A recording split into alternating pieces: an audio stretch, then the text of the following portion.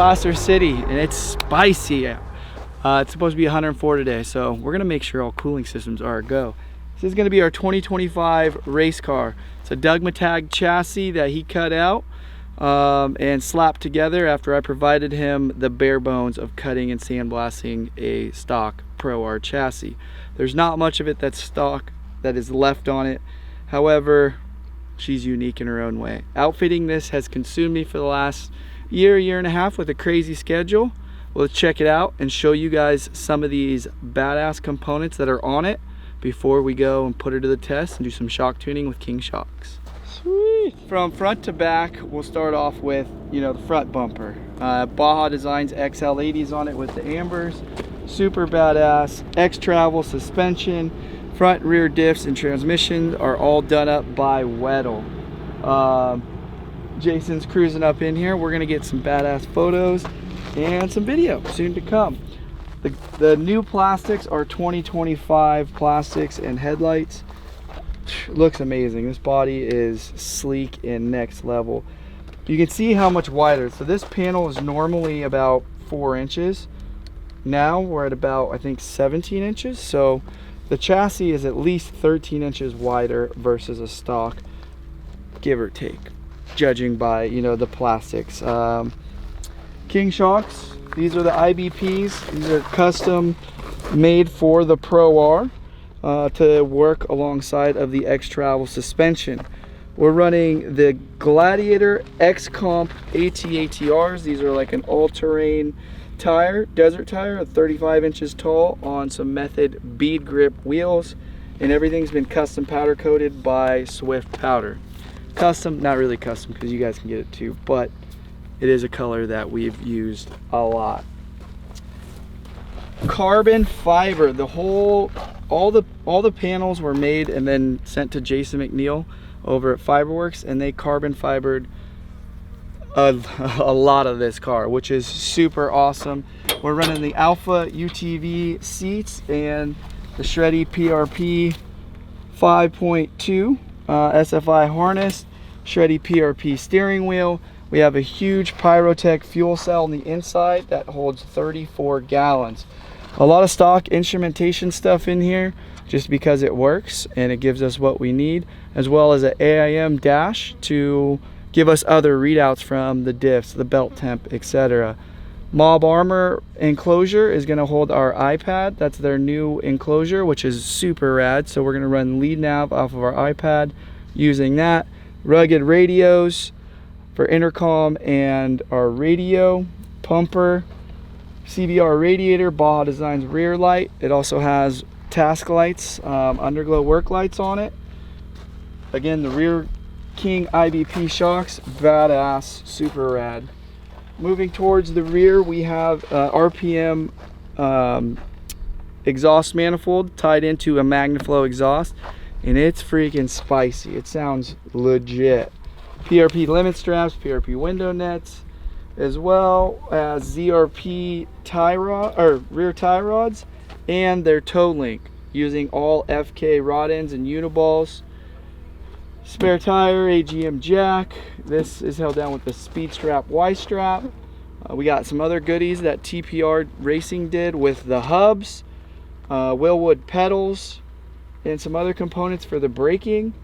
The TPR stuff's pretty rad though. Their hubs are super strong, as well as some of their other oil stuff. Cowboy with Wired by Cowboy, Troy, he wired the whole thing. And dude, there's a lot on this thing. We'll go deeper into it later on, but let's go get it in the dirt. Let's go get it dirty. It's been a lot. Dune Hoon's here making some special waffles for us. We just tuned it using HP tuners literally yesterday, and I'm really excited to run this Polaris through the paces. It's beautiful, but it's been something I've been itching towards for quite some time. So let's go get some waffles. King's about to be here, and then it's go time, but I've been sweating for about 30 minutes while these boys have been taking. Dude, these flies are like freaking loving this sweat, man. Well, I cannot wait to go run this though. It looks good. It's gonna be interesting. Doug also made a 6-inch longer chassis after he finished my chassis, and I wish we went with that package, but you know what? This thing's gonna rotate good, and the tight stuff, it's gonna work good. Some of these big bumps out here in Plaster City, though, we might get a little spicy on. Woo!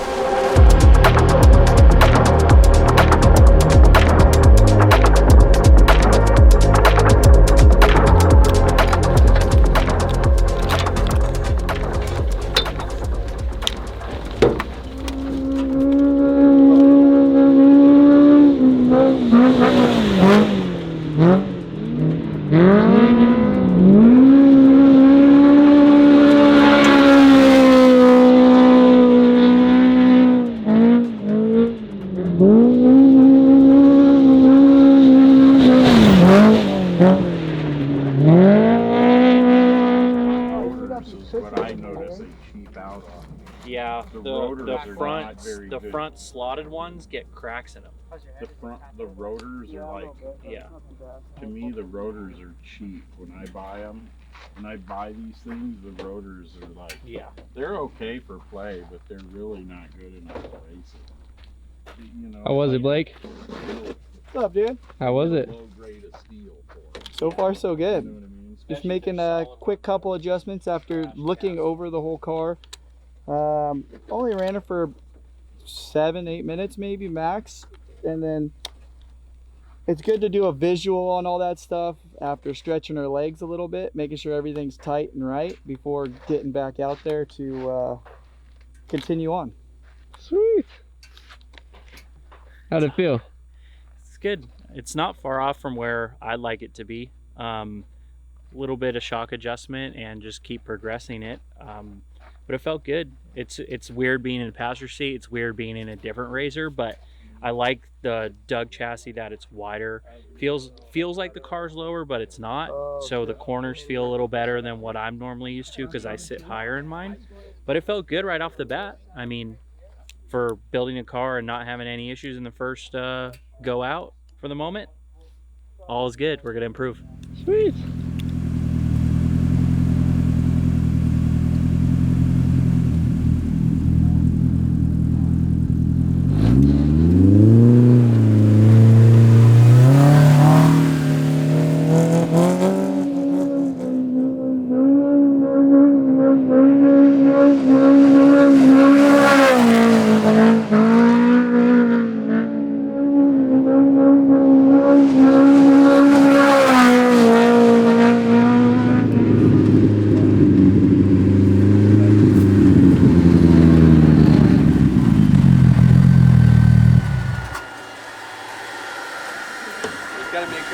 I was literally like right there. So close, but so far. Sorry. Oh, you had a stock light come out on you. Okay. That's how you know you're smashing. The stock light came out. Are you thinking taking a little out of the rear? We're just going to put a little bit more in it. Right? Just to see. I just want to. I think it's hitting bottom and you just don't feel it. Like, Okay. it's not. Because there's so much foam down there, it's going to the foam, and the car acted like it bottomed out, but it didn't. You know? Do you ever cut that foam off? No, I don't cut them off, but you can shorten them a little bit. You know, we run them like that because sometimes when you get these things from the factory, you can run the suspension to full bump and the skid plate is on the ground and there's still shock shaft showing. Yeah. Which is a no-no. You're not supposed to do that, right? It's better to be bottomed and rolling on bearings than the skid plate on the ground. Yeah. Does that make sense? Yep. So the car has to bottom before it hits the ground. Copy. Right, and sometimes they don't do that. So for me, making a shock, I don't want to say I got less travel. So what we do is we put a long foam bump on there that kind of simulates a longer rod end, but not, because we know this foam piece doesn't go down to 0. I use a pogo stick as an example. If I get on a pogo stick, and this pogo stick was made for a 150-pound person, that person that weighs 150 gets on it and it gives the recoil back, right? He can bounce that pogo stick because gives the force back. But now I take that same pogo stick and you put somebody like me on it that weighs more. Now I'm undersprung for my weight. And when you're undersprung for the weight, is what happens is it doesn't give the force back. And the example is I get on that lighter pogo stick and I jump on it and I can't get off the ground because I don't have no spring recoil to help me get off the ground. It goes and it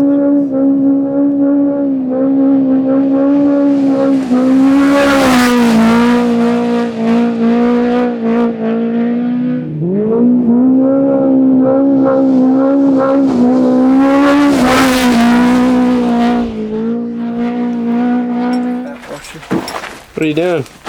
We're gonna change rear spring rates. You guys heard the pogo stick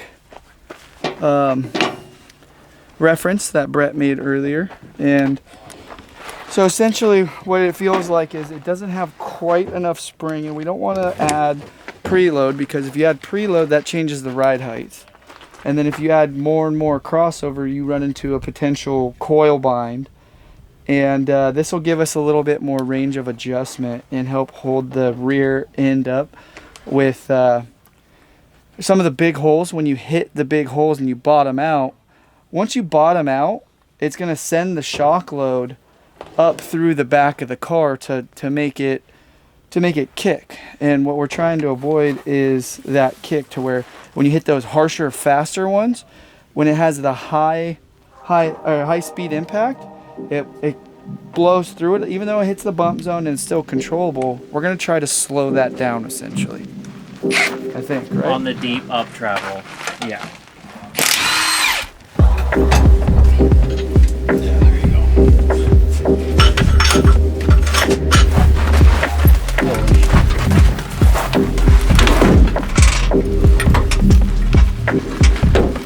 You gotta swing it from the front. How can you swing it from the front? You can go from the back.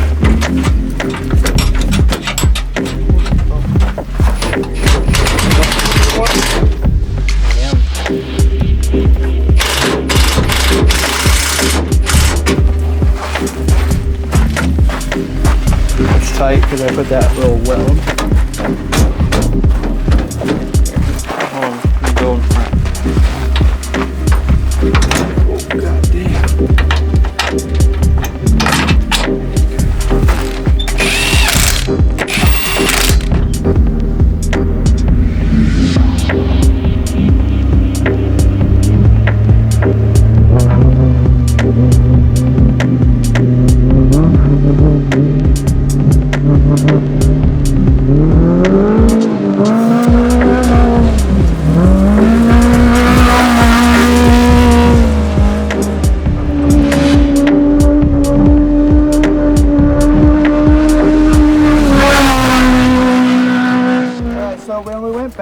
I took an inch out of crossover, because the first time we were just, yeah.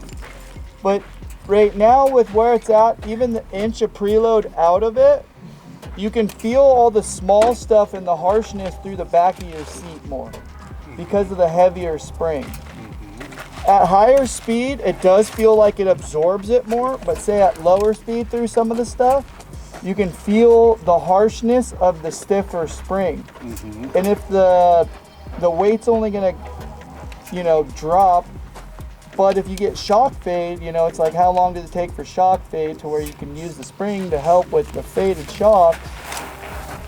It's either that, or we open up the rear tubes, or open up the rear clickers, maybe 5 clicks. I would do 2 or 3 probably. 2 or 3? I think they're 5 right now. You want a glove? You run the secondaries up? I ran them up 1 inch. Okay. On the rear? Yep.